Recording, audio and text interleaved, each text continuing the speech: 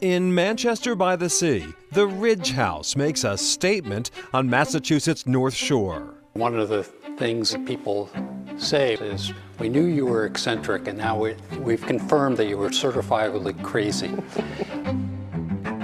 Crazy for ocean views, perhaps, seen from nearly every room in this 5,200 square foot house.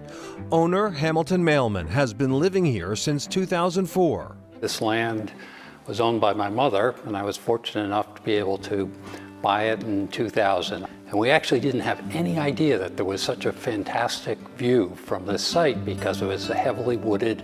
Mailman and architect Marcus Gleistein designed Ridge House with contemporary art in mind. There are echoes of the Sydney Opera House and the work of Frank Lloyd Wright, says Mailman. Sculptural lines are everywhere, says Hamilton's wife, Pam. So if you start here and you walk, each of these panels is slightly smaller. And you continue around, it's smaller. Wait a minute. It's a chambered nautilus. Oh! How cool is that? And then you end up in here. Isn't it magical? Like Yeah. what just happened? That was like a Harry Potter book. Exactly.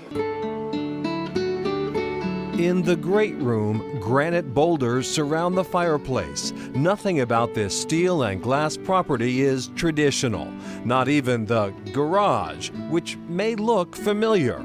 The New Hampshire-based company that built the Denver International Airport made this mini version for Mailman. Behind us are thousands of acres of hiking and mountain biking trails. There's very, very little lawn. It's all very much native plants, so there's very little use of water. And there are those sea breezes. The house was designed to draw that cool air in. So we very seldom have to use air conditioning in the summer unless it's very humid out. But now the Mailmans are downsizing. Ridge House is on the market for a cool $9 million, listed with Lance Robb of Landvest. Robb has shown Chronicle grand and unusual houses in the past.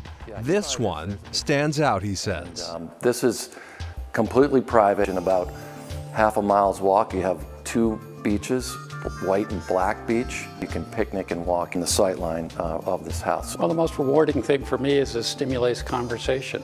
Certainly, this is not everybody's cup of tea, but they're fascinated by the story that this house presents. This modern house on an old apple orchard is an inspiration to design buffs. It is most certainly the house of our historic sites that is most visited by architecture and design people. Peter Gittleman is in charge of visitor experience at the nonprofit Historic New England, which owns the Gropius House turned museum. The Gropius House was built in 1938 by Walter Gropius, who was the founder of the Bauhaus School in Germany, a school that brought together fine arts and applied arts under one roof. The Bauhaus School created one of the most influential modernist movements in history. And the idea is that this is a philosophy, it's not a style. Gropius was absolutely anti-style. He felt that as soon as something got codified into a style, it was doomed because it was going to fall out of style. Gropius built this house for his wife and daughter after moving to Massachusetts to teach at Harvard. He lived here for more than 30 years until his death in 1969. The house is shaped like a shoebox, which is, as Gropius had always said, is the most efficient type of shape for constructing a modern house. All the large picture windows of this house are looking out toward privacy, looking out toward nature. This 3-bedroom, 2,300 square foot house is famous for its smart design and decor. Much of the furniture that you see in this house is furniture that was built in 1925, 1926. The primary bedroom has a glass dividing wall, which helps trap heat. Closets are hidden, and mirrors make rooms feel larger. So when the door to the bathroom is closed, you can see that actually the line of the window is completely uninterrupted. He was an early proponent of sustainability, but mostly for practical reasons. He had lived through World War I and knew what it was like to be cold and hungry. So he wanted to take advantage of the passive solar gain that this wonderful New England sun gives you.